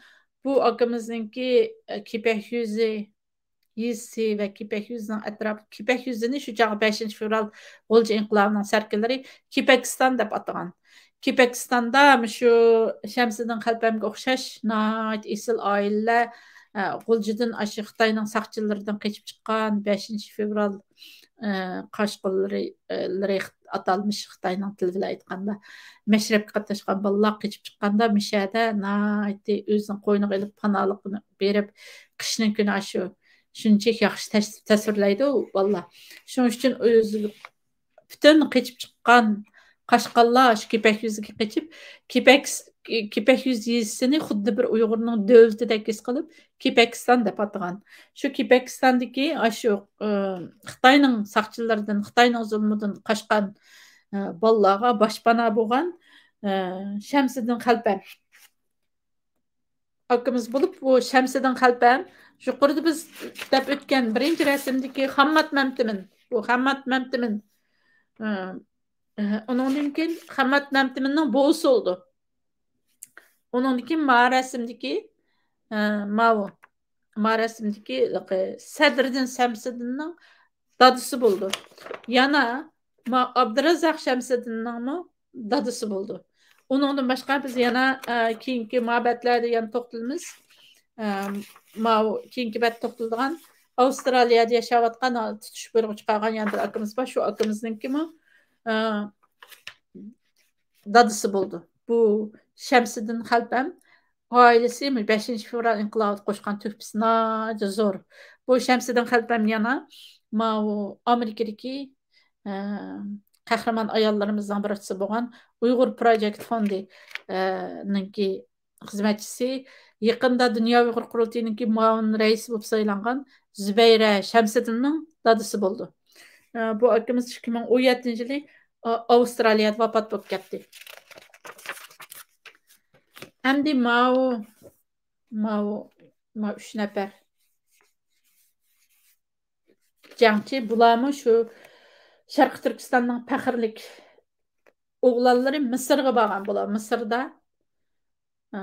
Misrda o'qib, muqaga vaqt o'tkazdim. Mundaq qandoq tutdimi? Oy paqqat kelmanda plastan bo'lgan şey.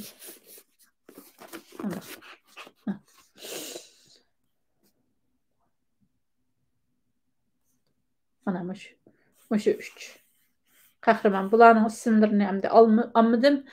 Chunki hozir bular ba'zilar shehid bo'lib ketgan ekan, ba'zilari hozir normal hayotda bo'lganligi uchun bularning ismini olmadim. Hamda Sayfiddin Shamsiddin. Yuqorida biz tilga aytib ketgan Shamsiddin Xalpamninki o'g'li bo'ldi. Hammatning qahramon Hammatning kichik dadisi bo'ldi. Ondan keyin Sadriddin Shamsiddin biz yuqorida tilga ilib o'tib ketgan Abdurazaq Şəmsiddinlərinin akısı buldu. Bu 5 fevral G'ulji qirg'inchiligining shohidi Sayfiddin Shamsiddin faqat Hammadning tog'isi Abdurazaq Shamsiddin va Sadriddin Shamsiddinning aksi bo'lganlik uchunla ayni yillarda vatan ichi va O'rta Osiyo tavalligida Xitoy hukumati tomonidan tutish buyrug'i chiqarilgan. Vatanda emas, yana O'rta Osiyoda tutish buyrug'i chiqarilgan. Hozir Avstraliyaning Adelaide shahrida yashaydi. Demak, bu akımız 5 fevral G'ulji inqilobining mashrablar bilan hech qanday aloqasi yo'q. Shu voqealar yuz bergan vaqtida bu akımız O'rta Osiyoda tijorat qilib yurgan. Lekin tutish buyrug'i chiqargan taqdir vaqtimi vatanning ichida emas, O'rta Osiyoda tutish buyrug'i chiqargan. Demak, Xitoyning qancha g'aljirlashganligini shuningdan bilib olamiz. Buning 5 fevral G'ulji inqilobi hech qanday munosabati yo'q odamlarga bunda tutish buyrug'i chiqargan bo'lsa, 5 fevralning ichidagi namoyishga chiqqanlar, mashrab o'ynaganlarning taqdiri qanday bo'lib ketdi? Uning turmalardagi qiynashlarning qanday bo'lganligini biz tasavvur qila olamiz albatta. Endi bir suyimlik anaga keldik. Bu rasmdagi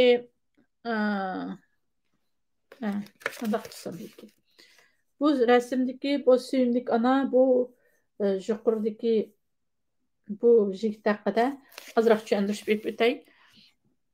Abduhalil Mijitning G'ulji 5 fevral namoyishining sarkardasi, ili mashrab harakatining yo'lboshchisi, ili 5 fevral Milliy Uyg'unish harakatining yo'lboshchisi Abduhalil Mijit, yuqorida biz to'xtalgan Abduhalil Mijitning opasi Nuriman qiz xonim bilan uning inisi Nurmamat 5 fevral G'ulji namoyishiga qatnashganlik uchun, faqatlam namoyish chiqqanlik uchun va faqat namoyish qilib chiqqanlik uchun 7 yillik kesilgan. Bularni Uyg'urlar harigiz unutib qolmasligimiz kerak. Undan keyin uning ostidagi bu kishi.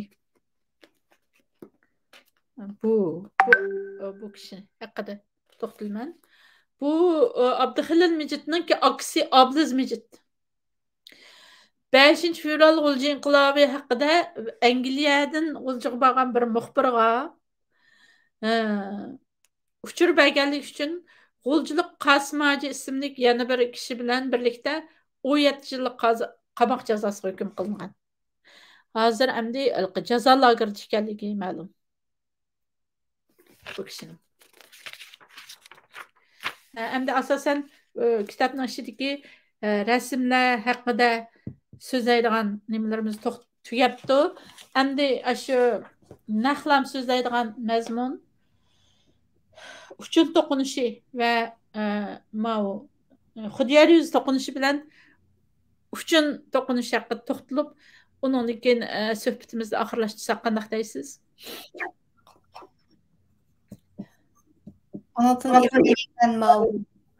Masalan, bu kim?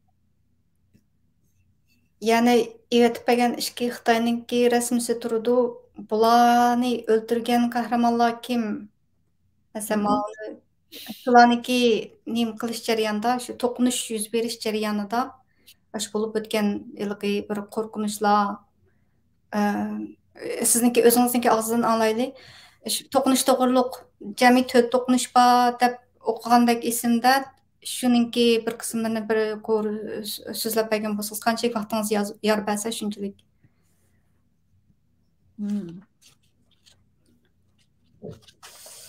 Bundan hayatım beri so'zlab berganlaringiz ichida ichimni ochiq qilgan bir necha nuqtani men hozir deb qo'ygim keldi. Masalan, bu lozungini yozgan. La ilaha illalloh Muhammadun Rasululloh shu lozungini yozganligi uchun jazo o'tayotgan.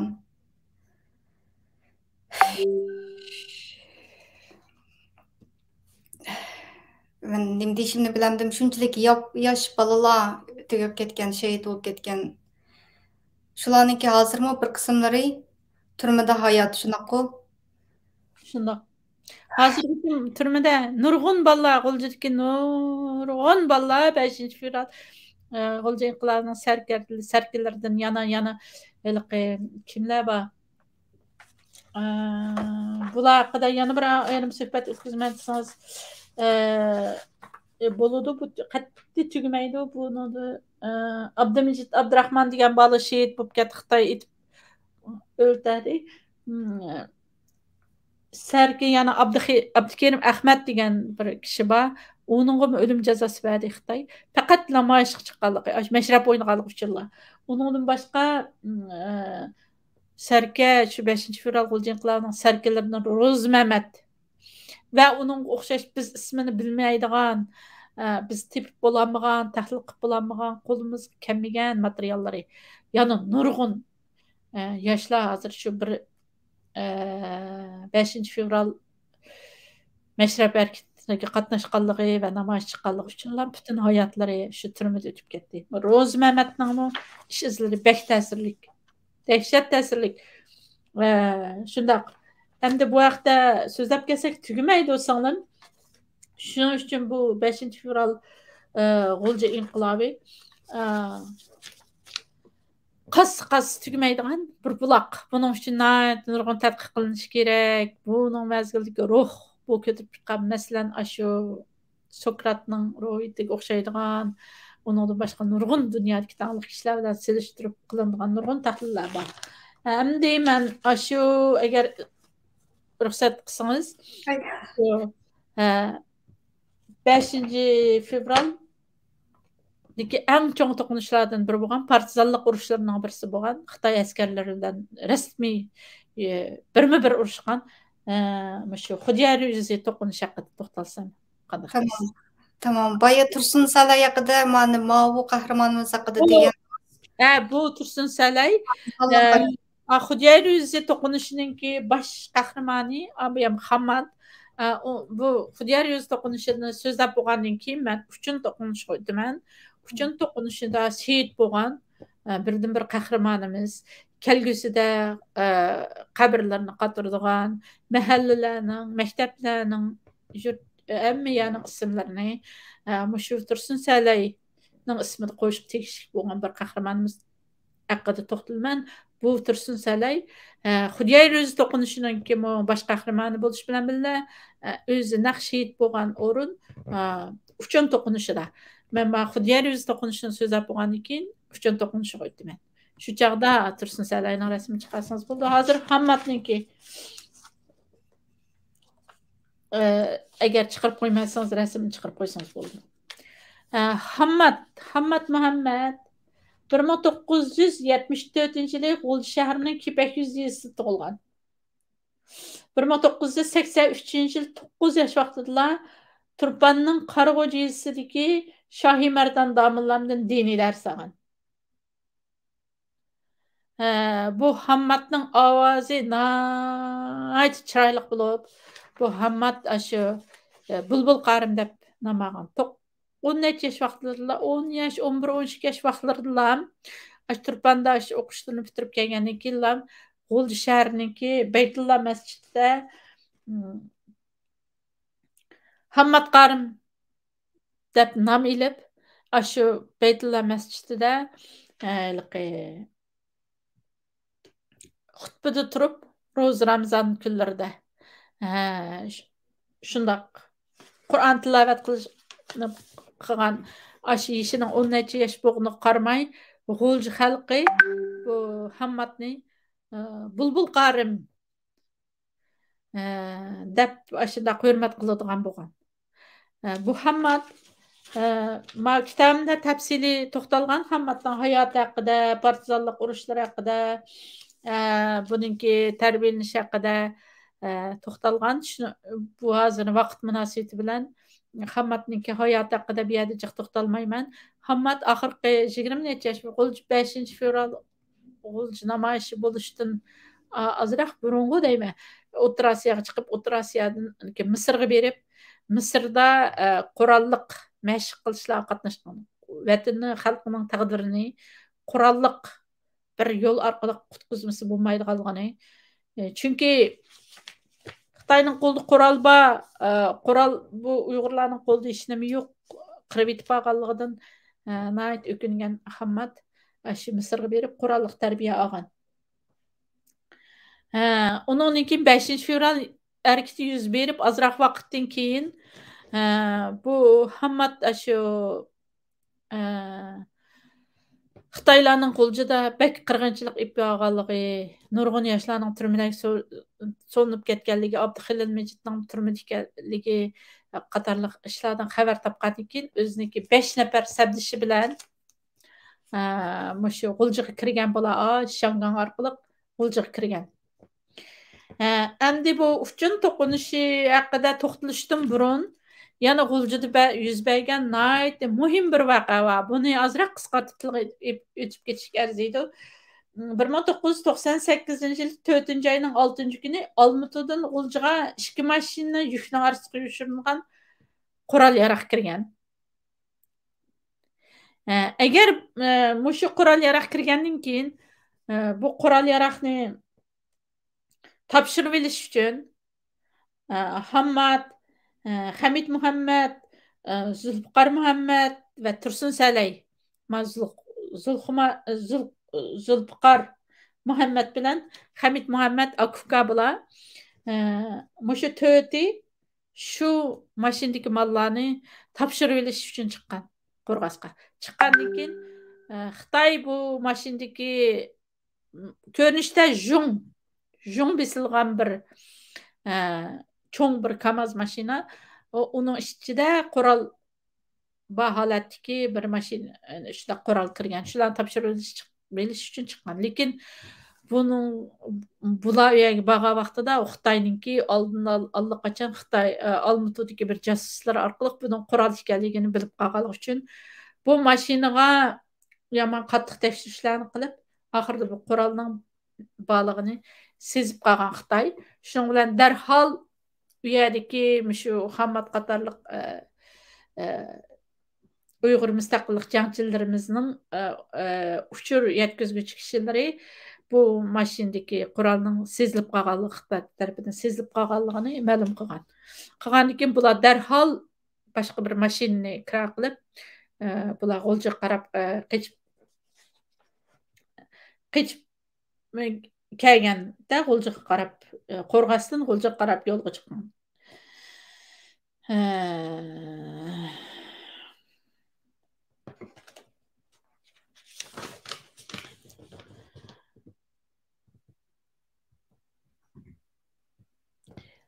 Shu zaman yana shu qurolni sezib qolgandan keyin Xitoy Hammat, andan keyin Tursun Salay, Hamid Muhammad, Zulfiqar qatorliqlar to'tiga tutish buyrug'i chiqargan.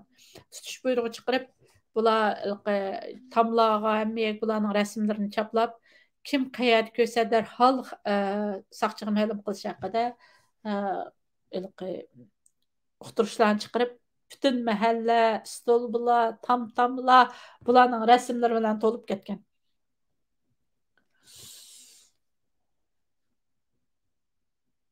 Endi mushu chaqda Zulfiqar boshqa yo'nalishga qarab ketib qolgan, lekin Tursun Salay, Hamid Muhammad, undan keyin Hammat uchi yana bir bularga keyin İlyas Nurdun degan bir balim qo'shilgan. Bular birlikda G'ulji noyasining Xudyar yuz yezisidagi Teyip ismli bir og'aynisning uyiga yoshirinib olgan bu to'ti. Qo'rg'osga qochib kelganki, asli bular G'uljiga kirmoqchi bo'lib nim qilganda, shu birdamning ichida Xitoy amiyaga rasmlarini chaplab tutish buyrug'i chiqarib atganligi uchun bular shu Xudyar yuz yezisidagi Teyip ismli og'aynisning uyiga yoshiringan. Bular 4 ayning 18 kuni bular o'zlari yoshiringan shu chaqda 4 ayning 6-si qochgan bo'lsa, 4 ayning 18 kuni 12 kun o'tgandan keyin bular shu yoshirinib olgan uyning yendagi masjidga namoz sham namozi o'qig'in chiqdi bular. Hammat jamiga kiriblam chapinini mushtaq qo'ziqqa isib qo'yish uchun mushtaqil nima qilgan vaqtida Hammatning yonchig'idagi tapancha taqqida qilib Türk'e tegib ketganda, tuguruk tegib ketgandan keyin buningdan gumon qilgan jamining keshi ma'zini saqchiga ma'lum qilib qo'ydi ekan. Yana bu partizanlarning orasiga shu jarayonda G'uljinayesiniki yuqorqi Kipak yezisidagi Mamtirin ismli bir partizanmi ashyaga qo'shildi ekan.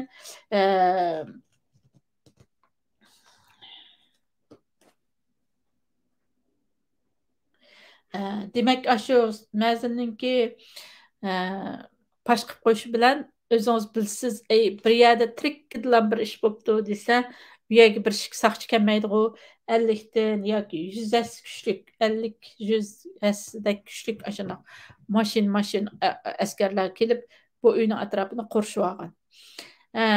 Shu qurshashda shu qo'rshash jarayonida bular qattiq itishgan Xitoy askarlari bilan bu haqda Xitoyninki matbuotlarida bergan videolik eslimalarimi bor. U to'qinishda shuning bilan u to'qinishga Xitoyninki ili oblastlik zo'ravonlikning oldini olish atirti deydigan alayda tarbiyalangan askarlardan tashkillangan bir guruhga uningki shu il oblast saqchininki boshlig'idan tortib muavinigacha hammasi chiqdi. Uning ichida Longfei degan Longfeining rasmini chiqarsangiz bo'ldi.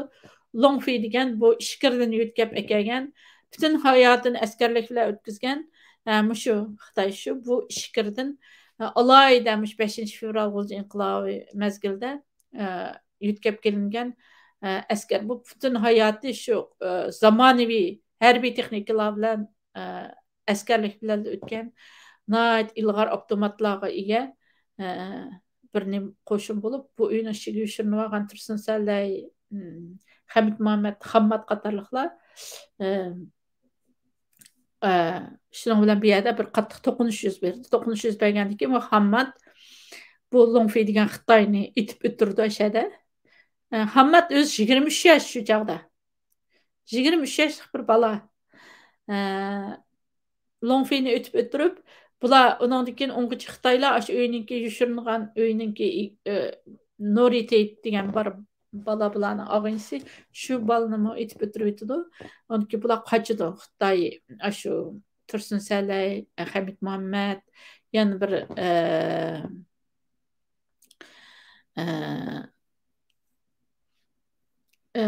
Hammat yana bir ikki og'inisi bor. Mana shu kitobni ochib tafsili olgandim, hozir ismini chiqib qolibdi. Qashqa vaqtida Tursun Sallay bu Longfeyninki, u Longfey o'lgandan keyin butun Xitoyning askarlari u qochib ketdi.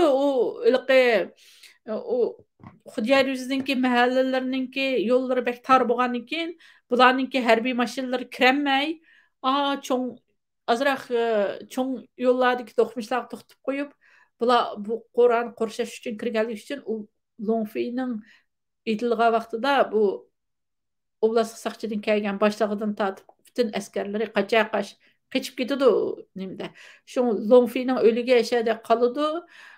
Bu Longfeyninki nayti avtomat ilg'or bir avtomat ekan, shu avtomatini nima asirga oldi. Tursun Sallay ta'sirga ilib bular qochib tam shundoq yamashqa vaqtida orqadan yana yetib kelgan boshqa Xitoyning askarlari o'q chiqarish bilan sahar vaqti soat 4gacha itish jarayonida tong saharda Hammat shu shahid bo'ldi. Hammat shu chaqda 23 yosh shunaqdi. Shuning bilan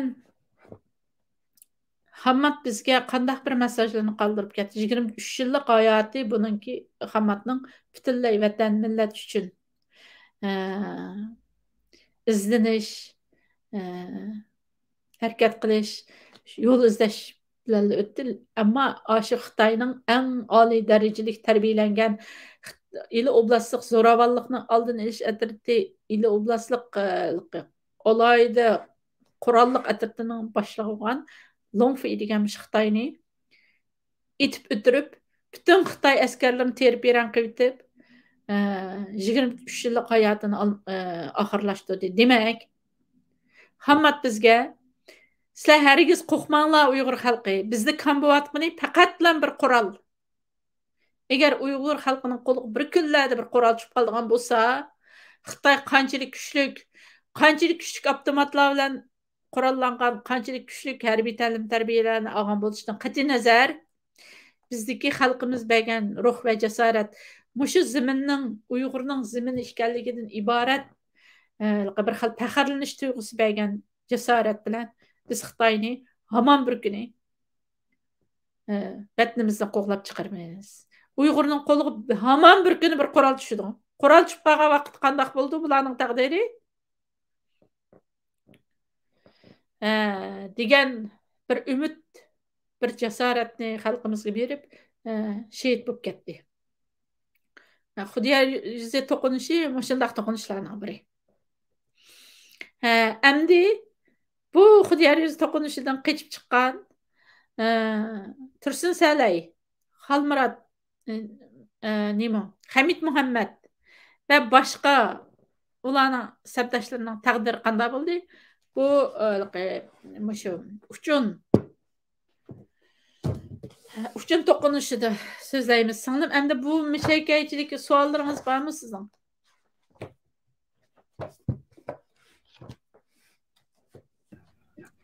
Hozir bu tarixiy vaqaliklarni anglab o'tirib, ruhiyatim shundoq bek ta'sirlanib, shehid bo'lib ketgan chog'da yurgim jig'itiqib qoldi. Siz shehid bo'lib ketganlik shu minut daqiqalarni tasvirlab berayotganingizda.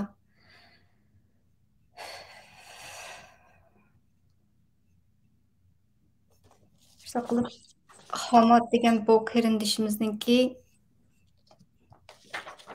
shahidimizningki o'ldirgan Xitoy mana bu bununki ishkirda qayerda tug'ilganligi, qanday vazifa bilan o'tganligi haqida bir to'xtalmadim. Chunki kitobda shu 5-fevral arxivlari ikinci kitabımda pek tafsili yer bergan bu Xitoyga tarjimali haqida.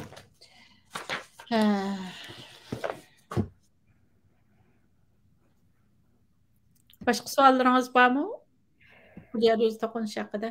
Xudoyor yuzi to'qinishi haqida asosan bular bizga nima qandaq bir uchurni qoldirib ketdi deganga men shuni so'ramoqchi edim. O javobini elib bo'ldim. Qanchalik bir jangovar bir millat ekanligimizni yana bir qitim his qilgandek bo'ldim. Bizda kam bo'lgan narsa nima? Agar bizda qurol bor bo'lsa, bizning Uyg'ur qahramonlarimiz qanchalik darajada shu zamin uchun qanchalik darajada o'zining hayotini qurbon qilishga tayyor ekanligidek bir ruhni qoldirib ketib, o'zining yosh 23 yoshlik hayotini oxirlashtirgan qahramon shahid.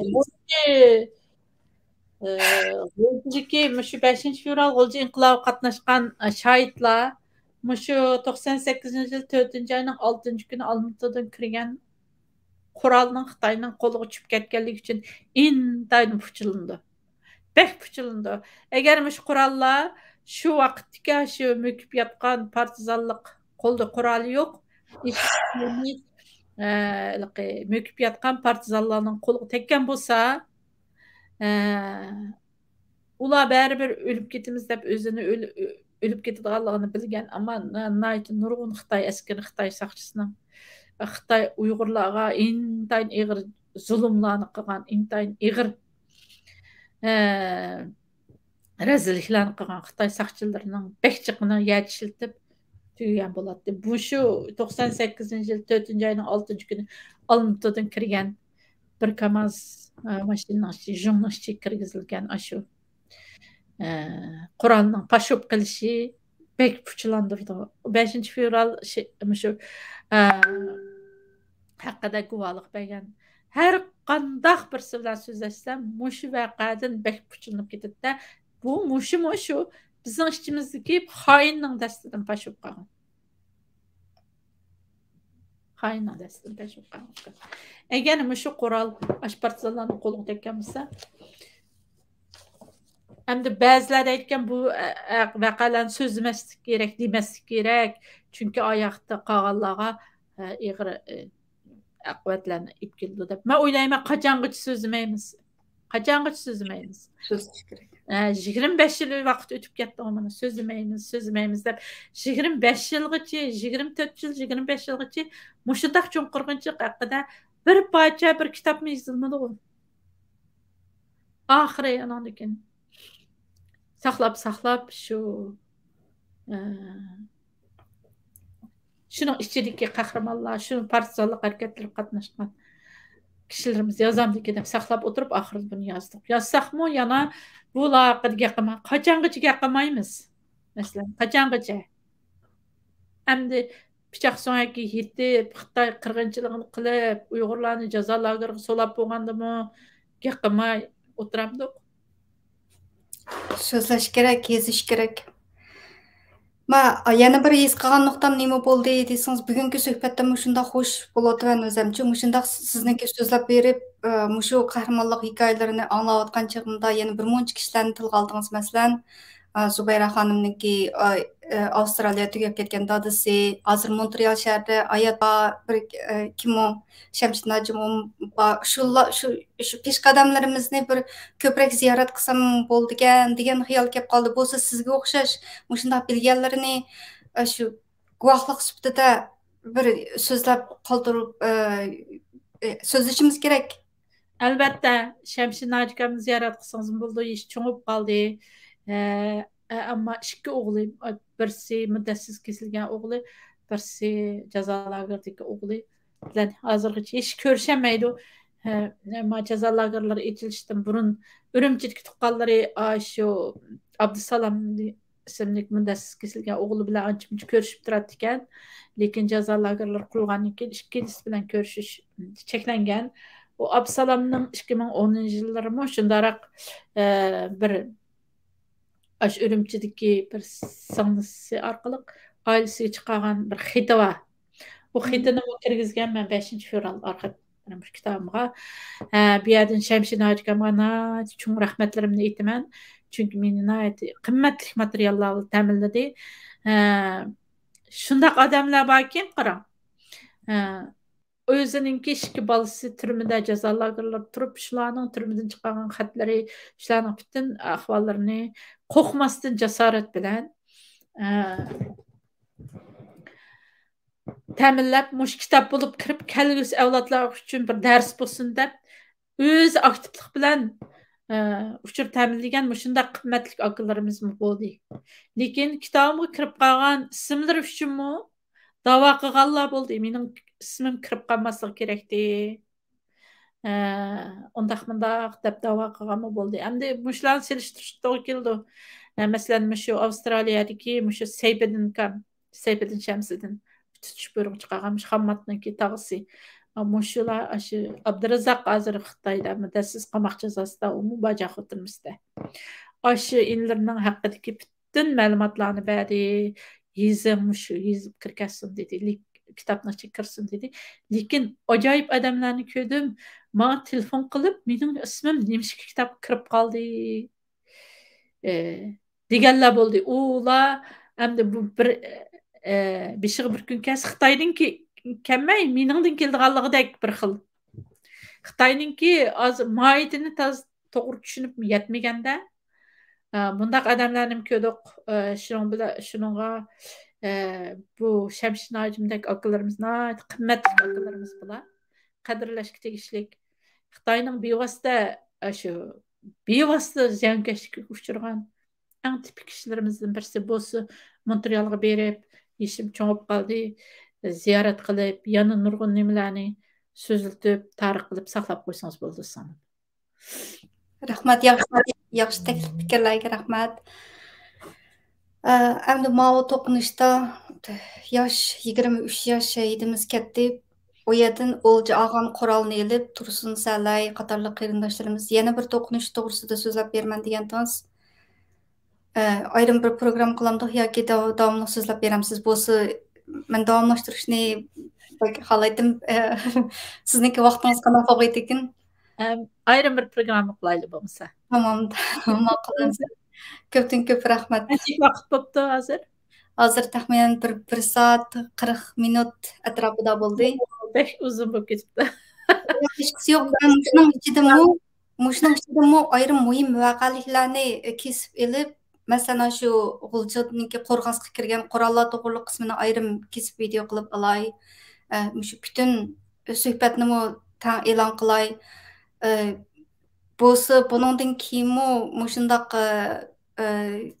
arxiv şekildeki, nima deymiz, dokumentary şekildeki bir filmlarni ishlash haqida bo'lamdi. Ya boshqa fikr takliflar bo'lsa-mu berib turasiz. Bugungi bu dokumentary degan mush kitobni ichidagi qarang. Buni ichida qanday nimalar bor desangiz,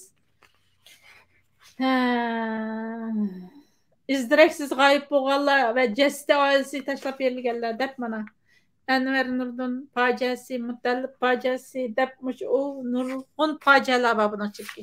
Ay fojialarni mushtaq dokumentary shaklda qilib saqlab qo'ysangiz bo'ldi. Andan keyin G'uljishar yangi hayot turmusida yotgan 5-fevral namoyishidan